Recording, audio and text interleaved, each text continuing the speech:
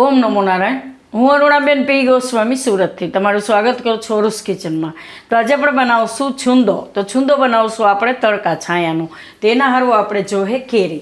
તો આ કેરી લીધી છે આપણે રાજાપુરી, આ રીતની 3 છે. તો આપણે આને વજન કરીને જ લેવું અને ખાંડ જોહે.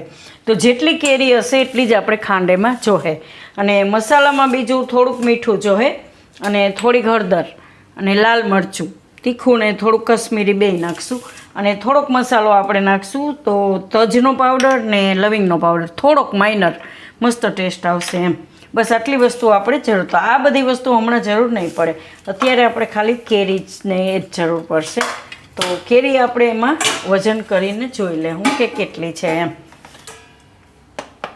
તો તમે જોખીને જ કેરી આપણે લઈ આવતા હોય તો એ રીતે માપ કરીને લઈ આવવાનું.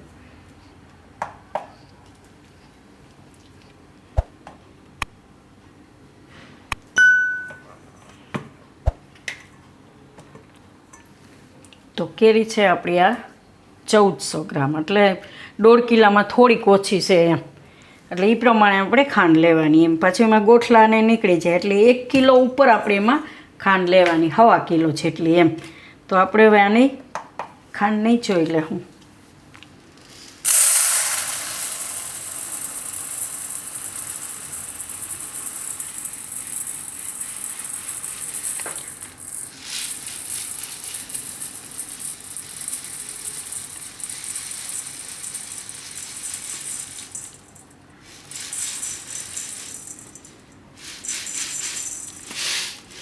તો 1/2 કિલો જેટલી આપણે ખાંડ લેવાની અને સાઈડમાં રાખી દેવું. બરાબર રહેશે વજન કે પાછું હજી એકવાર કરી લઉં? થોડીક વધારે નથી લાગતી દેખાવમાં? એકવાર પાછું વજન કરી લેવું આપણે જીરો કરીને. થોડુંક એવું લાગ્યું મને આ જીરો.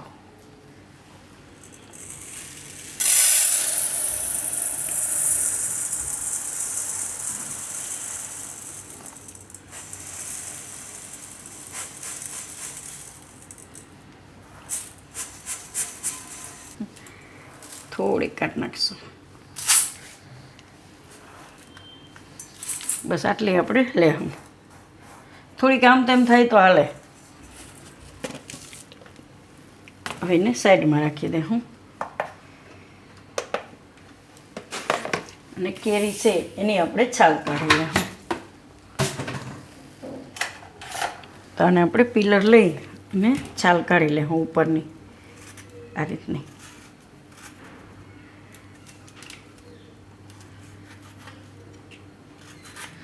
થોડીક મહેનત છે પણ આપણે આ આખા વર્ષનું કામ હોય એટલે દર વર્ષે આપણે બનાવતા જ હોઈએ. ને છૂંદો અને અથાણું ને એ તો આપણે દર વર્ષે બનાવતા હોઈએ અને બધાને ભાવતું હોય એમ કે આપણે છોકરાઓને ટિફિનમાં તમે થેપલા હારે આપી શકો અને પરોઠા હારે કે ગમે નહીં હારે એમ. તો આ વસ્તુ આપણે આખા વરસની છે, તો આખું વરસ તમે એને સ્ટોર કરીને રાખી શકો એમ. તો બધી કેરી આપણે આ રીતે પહેલાં છાલ કાઢી લેવું આ કેરીની. તો એક કેરી આપણે છાલ કાઢી લીધી, તો એને આપણે છીણી લેવું. તો આ રીતનું આપણે છીણી છે એમાં છીણી લેવું. આ કટિંગ બોર્ડ રાખીએ એટલે એકદમ આ રીતે ઇઝી થાય એમ.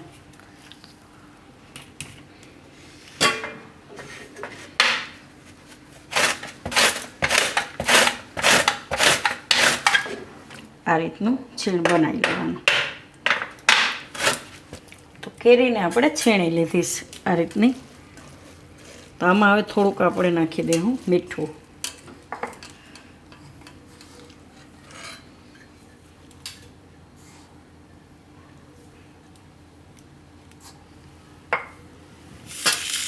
થોડીક હળદર નાખશું.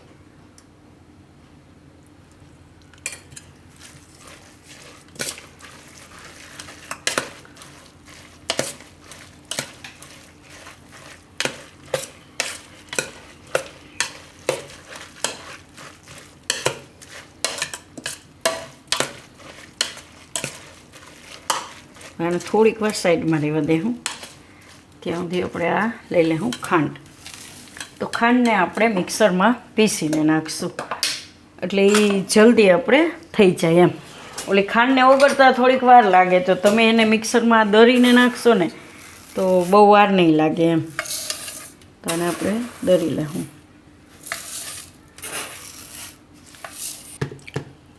તો આ ખાંડ દળી લીધી આપણે આ રીતની, એને આમાં નાખી દઉં. બીજી ખાંડ એ આપણે એ રીતે દળી લેવું.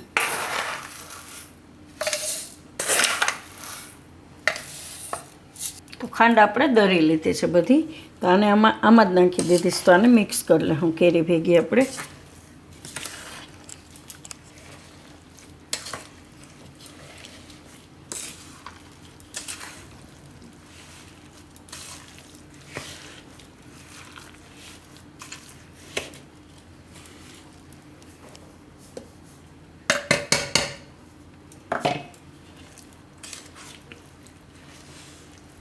તો દળેલી નાખીએ ને એટલે ફટાફટ મિક્સ થઈ જાય અને ગાય ઓગળી જાય. એટલે આને પછી ચાસણી આવતા વાર નહીં લાગે, તડકે મૂકશું ને એટલે આ રીતે દળેલી ખાંડ નાખવાની.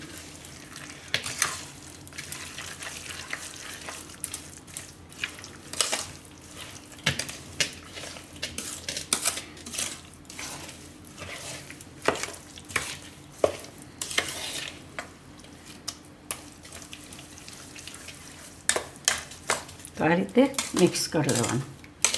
તો તમે આખી ખાંડ નાખશો ને તો એને ઓગળતા બહુ વાર લાગશે, એટલે આ રીતે નાખશો એટલે એકદમ મસ્ત થઈ જાય એમ.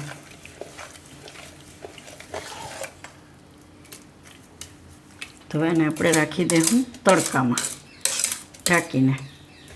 તો કોઈ પણ કપડું લઈ અને એને બાંધી દેવાનું આખું આમ આ રીતે. તો અત્યારે તડકો પડે છે વધારે, તો આ બનાવીને આપણે રાખીએ. હજી સિઝન છે અને તડકો વધારે હોય એટલે એને ઝાઝી વારે નહીં લાગે. 2-3 દિવસમાં એકદમ ચાહણી સરસ થઈ જાય એમ.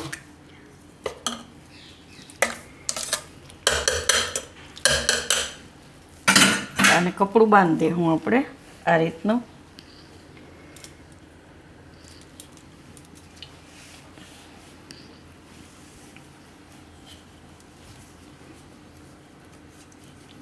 ને તડકામાં મૂકી દેવું આપણે.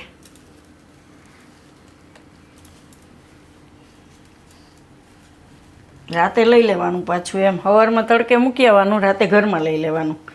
આવી રીતે આપણે લગભગ 3-4 દિવસ રાખશું, પછી જોઈ લેવું એમ એ રીતે. તો અહીંયા આપણે તડકે રાખી દેવું. આને બધી બાજુથી આપણે આ રીતે વીંટી દીધું. તો સાંજે પાછું લઈ લેવું. આ રીતે આપણે 3-4 દિવસ રાખશું તડકામાં. છુંદો હવે જોઈ લઈએ આપણે. આને મૂક્યો તડકે લગભગ 7 દિવસ જેવું થયું. રોજ આપણે એને તડકે મૂકવા જતા ને સાંજે લઈ આવતા એમ. તો થોડીક મહેનત તો કરવી પડે આપણે, આખા વરસનું હોય એટલે.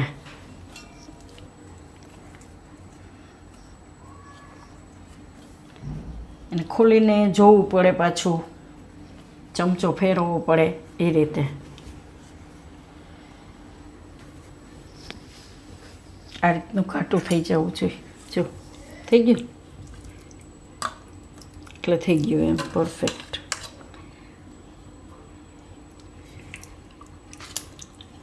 આપણે ખાંડ નાખીને મૂક્યું તો એકદમ ઢીલું હતું, તો આ રીતનું એકદમ ઘાટો થઈ જવો જોઈએ. અને એને ચેક કરી શકો તમે આ રીતે ચાસણી જેવું એકદમ થઈ જાય ચીકણું આ રીતનું.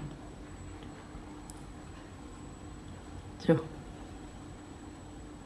જેમ કેમ તાર બનતા હોય એ રીતની ચાસણી એની થઈ જાય આમ આ રીતની. ત્યાં સુધી રાખવાનું એને આપણે આ રીતનું.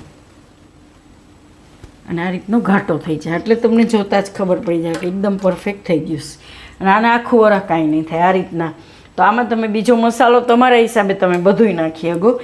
તો આપણે થોડુંક તજનું પાવડર નાખશું, થોડુંક લવિંગનું નાખશું, ટેસ્ટ સારો આવે. અને એલચી નાખી શકો તમે, જે ભાવતો હોય એ મસાલો ગમે એ નાખી શકો. અને તીખો મોરો કોઈ પણ કરી શકો એમ. થોડુંક નાખશું માઇનર, ખાલી સુગંધ આવે સરસ એની એમ.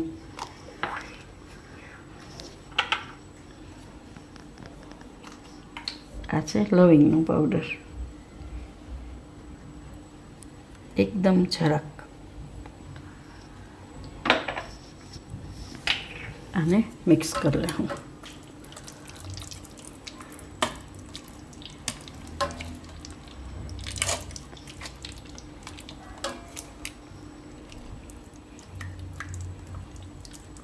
હવે આમાં તમે મરચું નાખવું હોય તો મરચું નાખી શકો, લાલ આપણે તીખો કરવા માટે. અને મોરો રાખવો હોય તો તમે આમનામ રાખી શકો. છોકરાઓને અમુક મોરો ભાવતો હોય, અમુક તીખો ભાવતો હોય, તો આપણે આમાંથી થોડાકમાં જ નાખશું લાલ મરચું. આપણે બીજો મોરો રાખશું. અમારે મોરો ભાવે, છોકરાઓને તીખો ઓછો ભાવે, એટલે આપણે થોડોક અલગથી કાઢી લેવું એક વાટકામાં.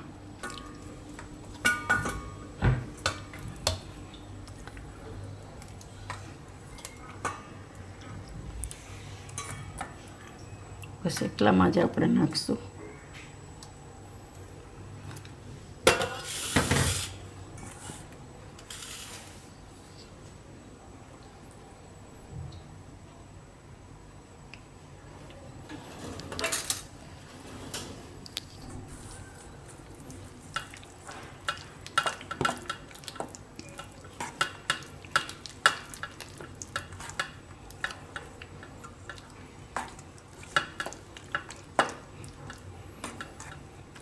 આ રીતનું તીખોય મજા આવે. થેપલા કે એવું કંઈ હોય તો પરોઠા એ નહીં ખાવામાં મજા આવે આ રીતનું.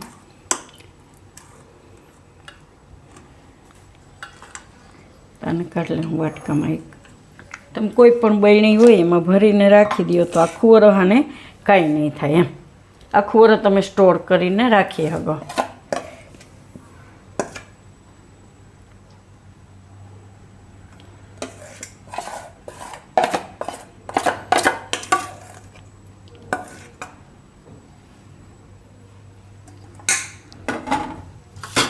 આને કાઢી લઉં થોડોક.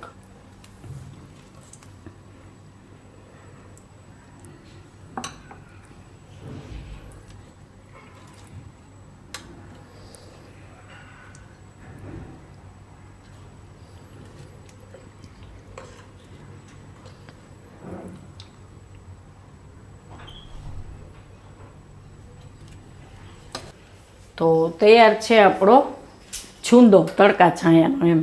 તો જો તમને મારી આ રેસીપી પસંદ આવી હોય તો એને લાઈક કરજો, શેર કરજો અને મારી ચેનલને સબસ્ક્રાઈબ કરજો અને બેલ આઇકન દબાવવાનું ના ભૂલતા. કમેન્ટ કરીને કહેજો કે તમને કેવો લાગ્યો આ તડકા છાયાનો બનાવેલો છૂંદો.